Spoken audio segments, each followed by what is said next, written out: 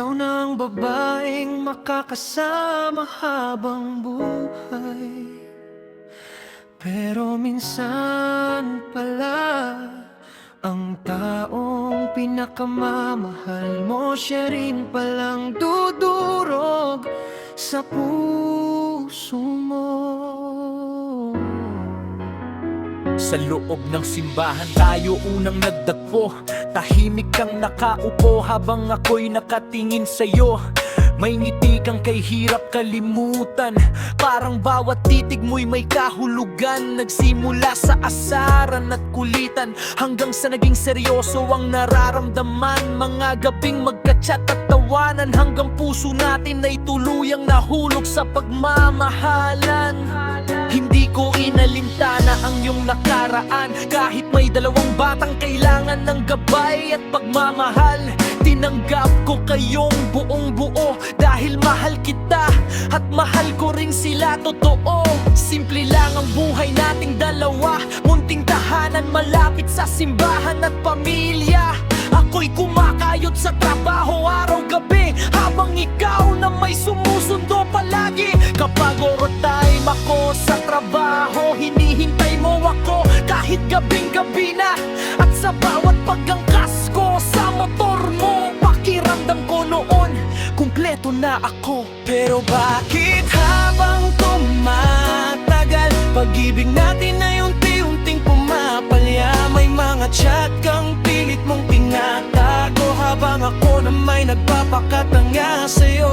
Ako lagi ang nagpapakumbaba, kahit paulit-ulit mo nang sinisira ang tiwala. Away bati ang paulit-ulit na eksena, habang puso ko'y unti-unti nang nawawasak pala. Isang gabi, sabi mo'y pupunta sa dagat, makikipag-inuman lang daw sa mga dating kaibigan. Ayoko sana dahil gabi na delikado, pero galit mo'y parang bagyong di ko kayang salubungin. Totoo, sabi mo alas 11 ka uuwi, pero alas 2 na'y wala ka pa rin sa tabi. Nang dumating kay amoy alak ang katawan at sirang motor na naman ang dahilan. Kinabukas ay sumabog na naman ang sigawan, hanggang sa kapatid ko'y nadamay sa ating alitan. Lumaki nang lumaki ang pagitan, hanggang sa tuluyan nang nasira ang ating samahan.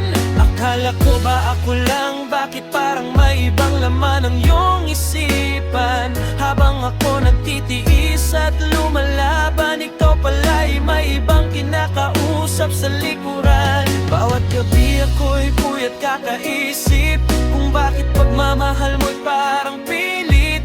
Ako tong tapat, pero bakit ganon? Sa bawat pag-aaway ako pa rin talo sa huli noon. Iniwan ko pamilya para sa'yo, pinaniwala mo akong tayo hanggang dulo. Pero ngayon naiisip ko nang malinaw na matagal mo na pala akong ginawang hangal. Nagkalayo tayo, umuwi ako sa dati kong lugar.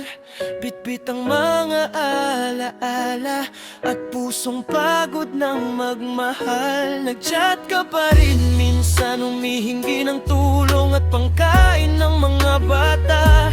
At kahit sugatan ang damdamin ko, nagbibigay pa rin ako dahil naawa ko sa'yo. Pero isang araw, may nakita ko sa Facebook, mukha mong sugatan sa tabing dagat, kasama ang lalaking matagal ko nang pinaghihinalaan. Doon tuluyang gumuho ang lahat, parang unti-unting namatay ang aking mundo. Habang ako'y seryosong nagmamahal, ikaw pala'y matagal nang may ibang kasalo. Ngayon naiwan akong sugatan, pinupulot ang sarili sa nakaraan. Habang ikaw na may nalulunod sa problema at baon sa utang at pagkakamali sa buhay mo na. Hindi man kita kayang kamuhian, dahil minahal kita ng higit sa sarili ko minsan. Pero sana bawat gabing ika'y mag-isa,